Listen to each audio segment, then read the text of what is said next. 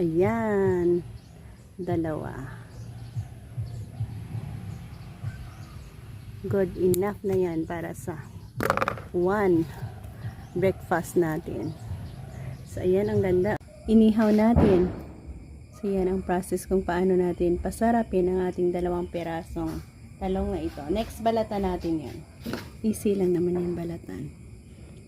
Balatan natin at mainit. Yan. Palamigan muna natin. Pagkatapos nating mabalatan, so ayan na siya.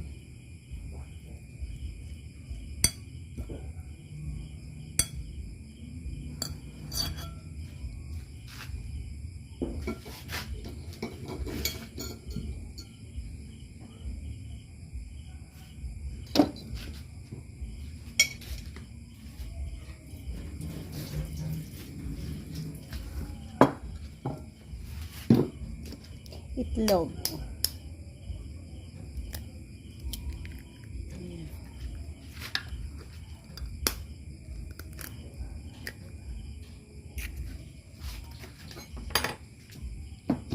Asin. Konting asin. Konting magic sarap. Oyster sauce.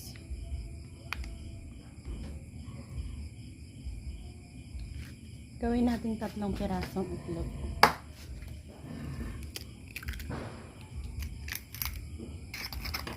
Haluin. At i-dip natin balik yung ating na-smash na champignon.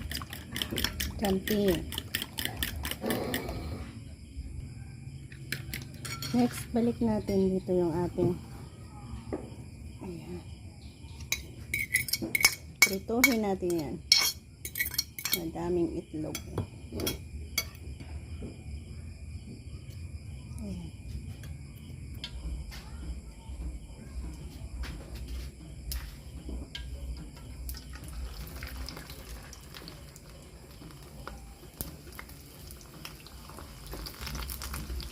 This will be my dinner. Bagong pitas na organic eggplant.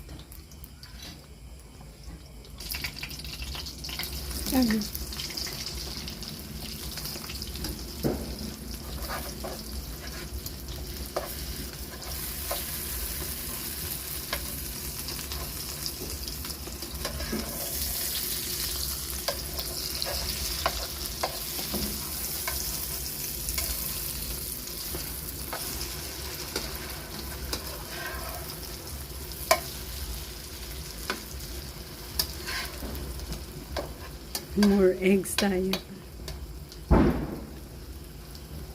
Pero at least na ipakita na naman natin sa ang style kung paano natin masarapin ang ating bagong pitas na talong. Yan, naiprito na natin. Ready to eat na tayo. Yan ang ating simpleng ulam for today. Bye-bye and bless us all.